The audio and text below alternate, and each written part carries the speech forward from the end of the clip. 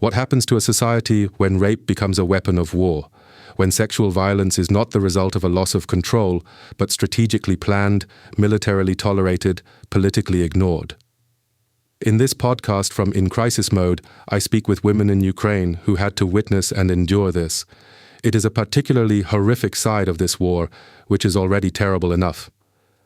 The stories you will hear, as always in this podcast, are not easy or comfortable to bear. Still, a trigger warning and a note that the show notes include information for people who have experienced violence outside of war or need help. Короче, я была в таком состоянии шока, что дальше делать, что будет. One time I was in such a state, shocked, that I had no idea what I should do, what would happen to me. I just didn't understand it, even though deep down I already knew what could happen. And that's exactly what did happen. I was beaten, raped. Only the next day did some officer appear who was surprised that I was even there. Someone started explaining something to him. I was sitting in the corner on the floor, curled up, my arms wrapped around myself. I was afraid that someone might come near me. Can I smoke here? Боялась, что кто-то ко мне подойдет. Можно я выйду покурю?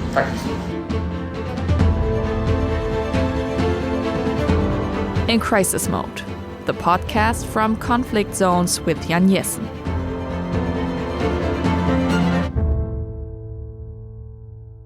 Hello and welcome to a new episode of In Crisis Mode. My name is Jan Jessen. I'm the head of politics at NRZ and work as a war and crisis reporter for the Funke Media Group.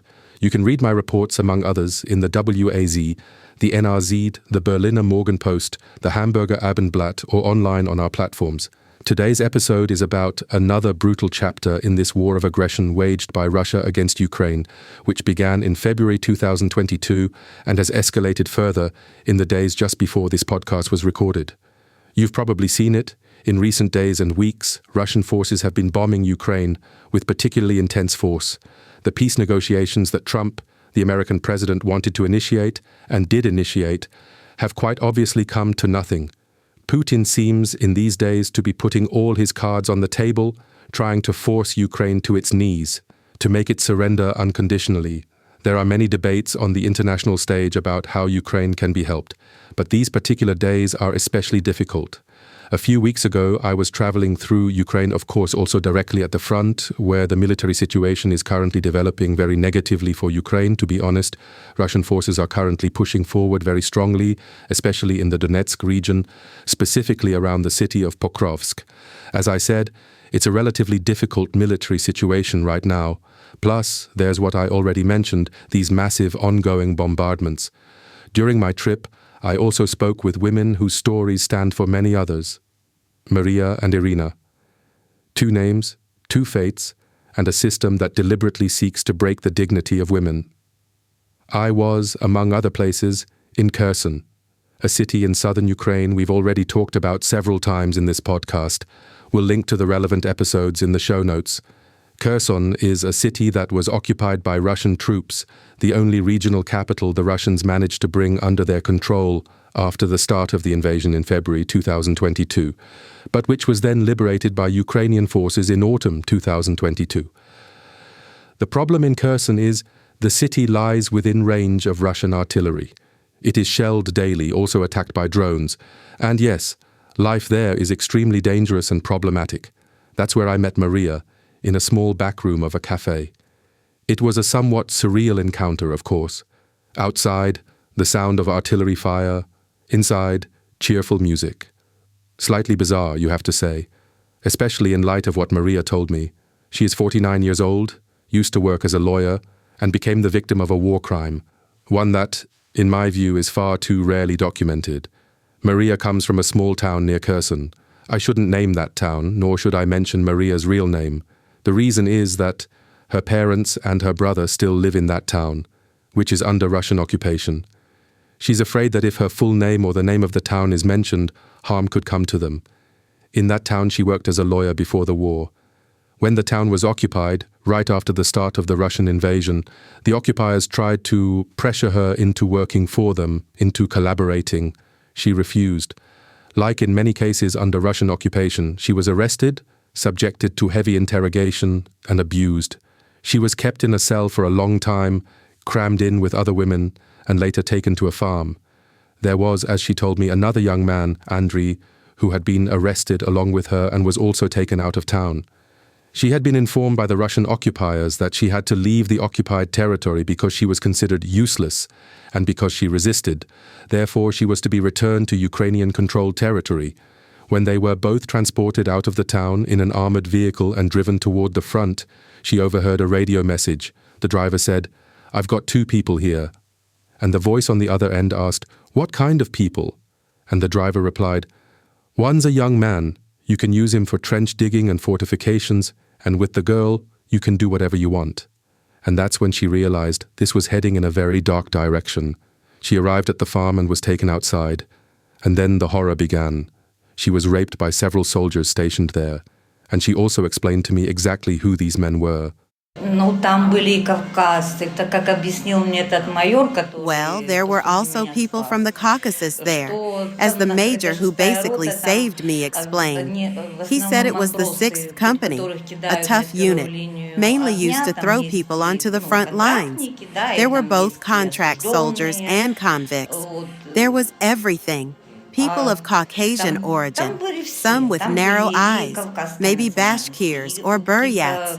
I don't know exactly who they all were, and also some with Slavic appearance. Bashkirs, that's a Turkic people from Russia. The Buryats, they come from Siberia, and they are also an ethnic minority. And especially at the beginning of the war, it was the case that members of minorities were deployed by the Russian armed forces. In the beginning, they avoided sending people from, for example, Moscow or St. Petersburg. Petersburg, because they believed, bluntly put, that it was better to sacrifice those who wouldn't rebel much.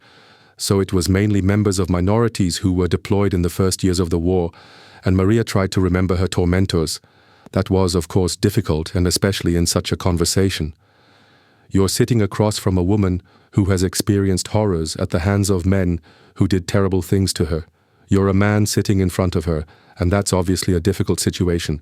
And I didn't want to push too hard, of course, because it was clear that just remembering what had happened to her was already really distressing for her. At times, she had tears in her eyes. She kept taking deep breaths, and eventually she said, "I have to stand up and go smoke a cigarette now." It was truly very burdensome for her, and possibly re-traumatizing.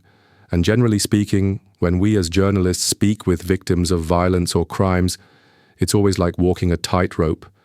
It's always difficult. On one hand, of course, you want to hear the person's story. On the other hand, you don't want to pressure them into a place where they feel completely unwell. And with this conversation, that was especially intense. So I didn't push too much, didn't urge her to go into too much detail. I think that would have been completely inappropriate. In any case, and I found this particularly striking, Maria was rescued by a Russian officer. She experienced this mass rape, this horror in the night, and then, as she said at the beginning, she was crouched in the corner trying to cover herself somehow, and then this officer came in, and he asked, what's going on with her? What is happening here? And then he ordered his men to stop immediately. I don't think that was necessarily out of compassion, but rather because they had gone completely over the line, and he made sure that she got out of that situation.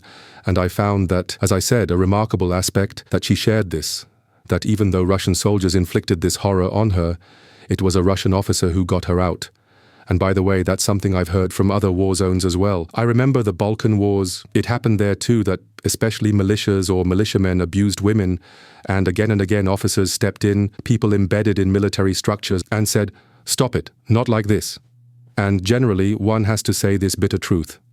Rape and mass rape are part of war.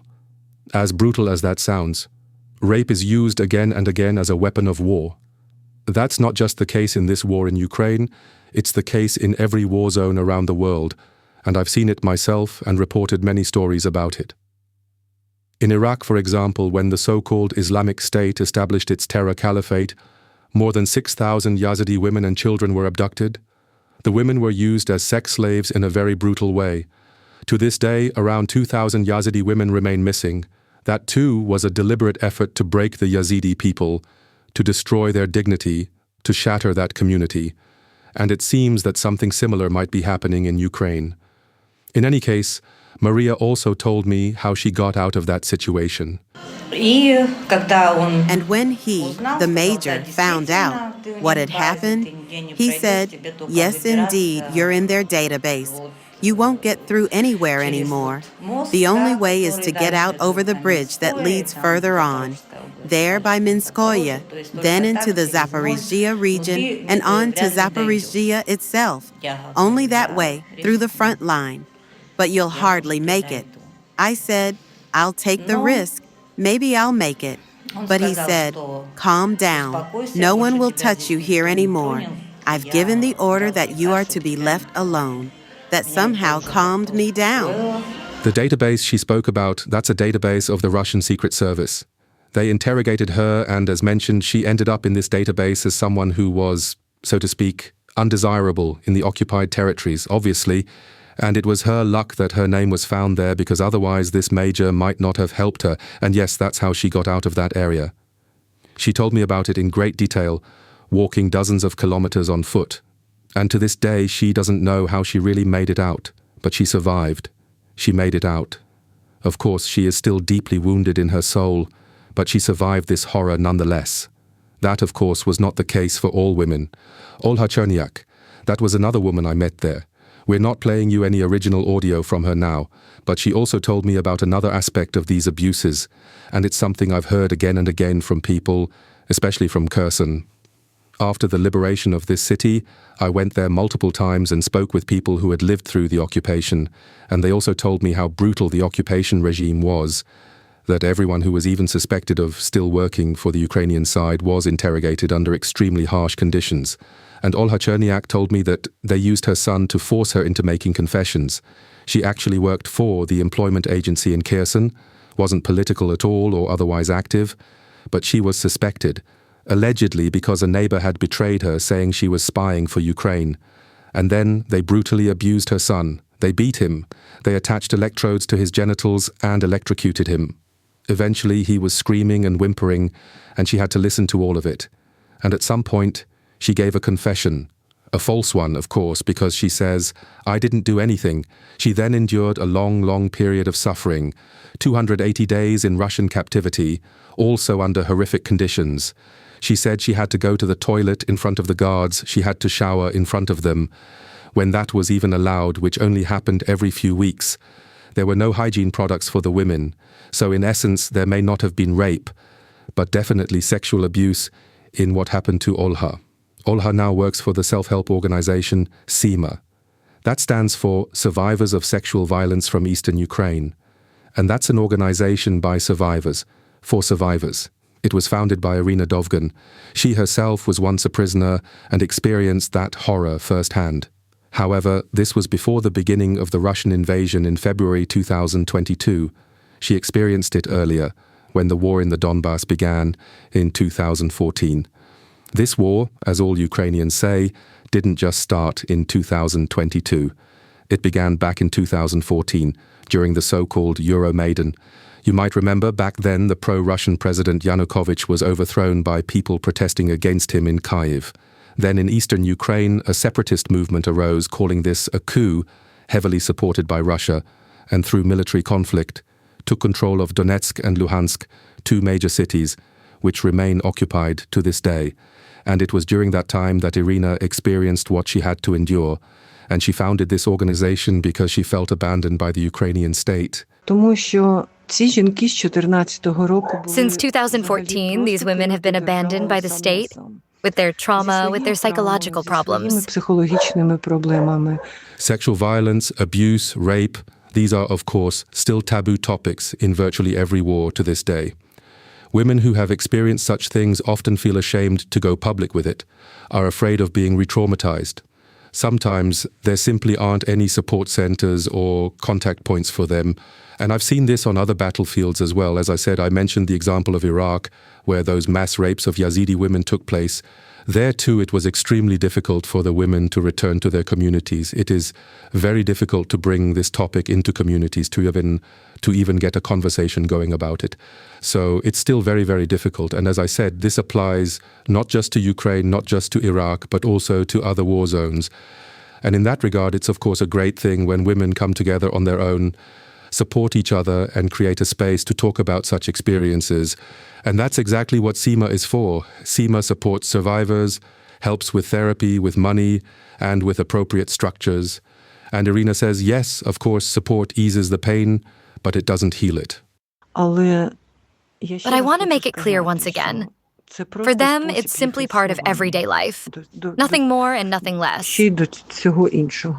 Russia, Irina claims, and other Ukrainian sources claim it too, as do the United Nations, systematically uses sexualized violence as a weapon, as a means of control, and as an instrument for destroying Ukrainian identity. That is also a recurring pattern that we've seen in other conflicts as well, that it is, of course, also about humiliation. And you might remember when Hamas launched that unprecedented attack on Israel in October 2023, there were also horrific scenes of rape. At the Nova Festival, that techno festival where young people were just celebrating and simply having fun. And then Hamas commandos, along with accompanying or allied militias, stormed in, and they didn't just murder and abduct people, but also raped many, many women. Even that, before it was clarified and before it became public, took a very, very long time. Just now, in the days leading up to the recording of this episode, it has once again become a topic. But even there, it took a very long time before these crimes could be addressed and before testimonies emerged. And that's always a core part of the pattern. Maria survived, but she didn't just want to escape. She wanted to leave something behind, a trace, a hope, a coordinate that shows, I saw who it was, and maybe somewhere there will be justice. And she expressed that very starkly. And yes, I can understand it from her perspective. I don't know. I can hardly believe it, but I hope so. I hope that the sixth company was bombed after I had shown where they were located. Of course, that's part of the truth as well. You can't verify such stories in detail, but there are very, very many testimonials, witnesses, and statements from Ukrainian women who report or have reported what happened to them. But you can also see it in the number of cases that have now been opened by the Ukrainian Prosecutor General's office for the crime of sexualized violence in the context of war, that by no means all cases have yet come to light. So far, only about 340 cases have been opened by the Ukrainian Prosecutor General's office. They only proceed when they have appropriate witness statements, when the women were willing to open up and speak about what happened to them. And on the one hand, there are obviously still many women who are hesitant to do that, perhaps because they're afraid or out of shame or for whatever other reasons. It's estimated that the number of unreported cases in the territories that were liberated in autumn 2022 is around 20 times higher than the cases that have actually become known so far. And on top of that, we don't know what has happened in the areas currently occupied by Russia in recent years. We don't know what's been going on in Donetsk and Luhansk since 2014. We don't know what's happened in the regions of Zaporizhzhia and Kherson, which are still occupied by Russian forces. So there is simply a huge grey area or black box where we just don't know what has occurred. As mentioned, the United Nations has repeatedly and clearly condemned and criticized this, that Russia is committing war crimes and using sexualized violence as a weapon of war.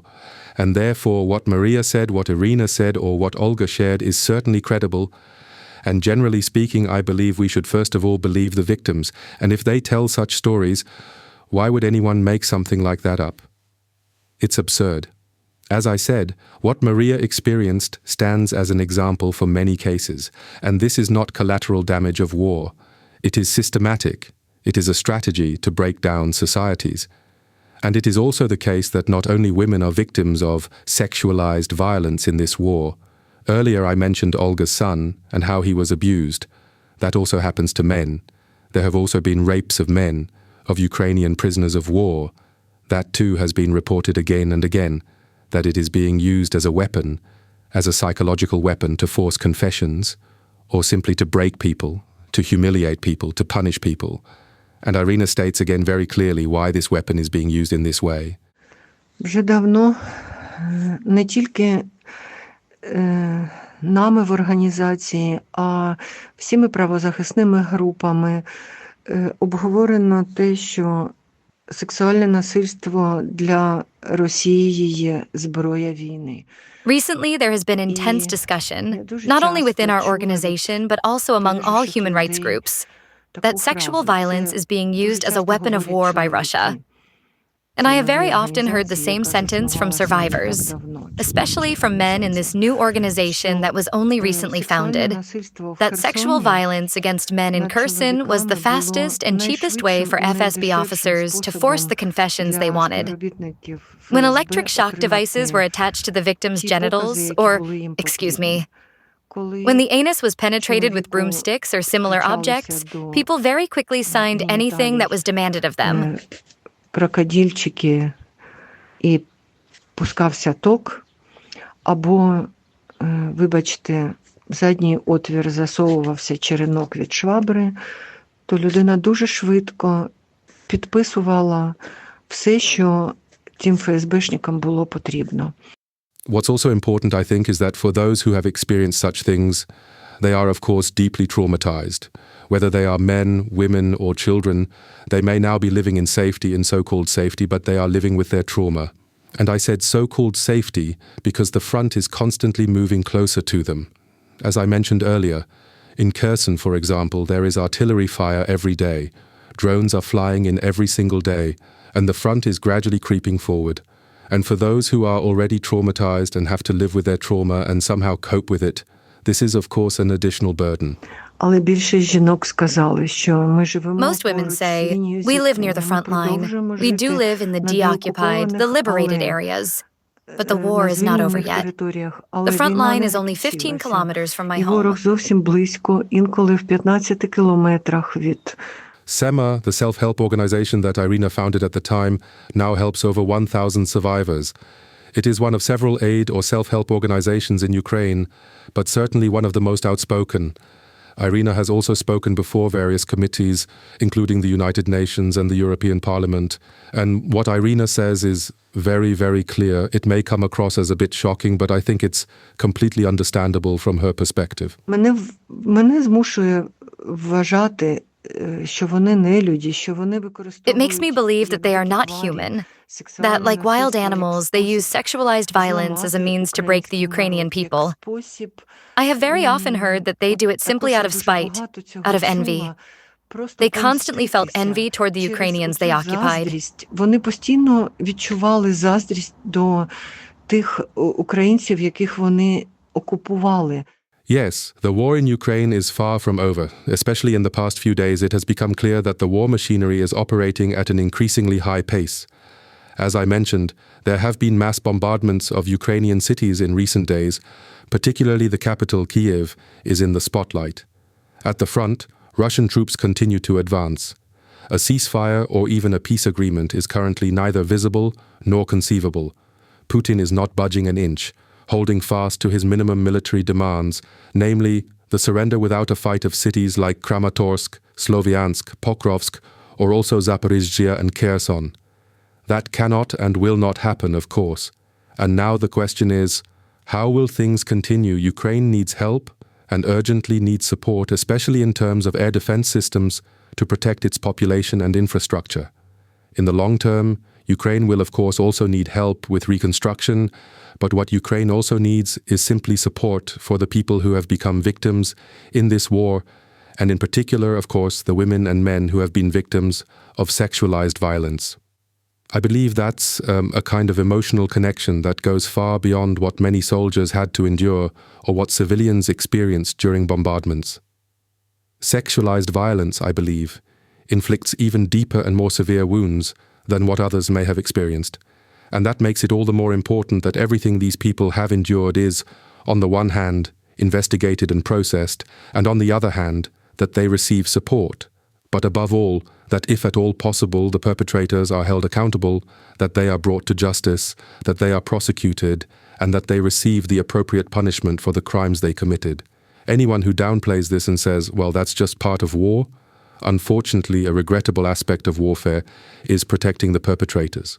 And that simply must not happen. It must not happen in Ukraine, it must not happen in Sudan, it must not happen in Israel, it must not happen in Iraq, it must not happen anywhere in the world. Sexualized violence is a crime, and must be prosecuted accordingly. You can find all episodes on Spotify, Apple Podcasts, and of course on the platforms of the Funke Media Group. If you have questions, feedback, or would like to share any information, feel free to email. New episodes are released every 2 weeks. Occasionally, we also produce special episodes in response to current events. Those are of course also available on the platforms. Thank you for listening today, even though this was certainly a difficult and heavy episode. Thank you for being with us. Stay alert, take care of yourselves. All the best. See you soon. In Crisis Mode, the podcast from Conflict Zones with Jan Jessen.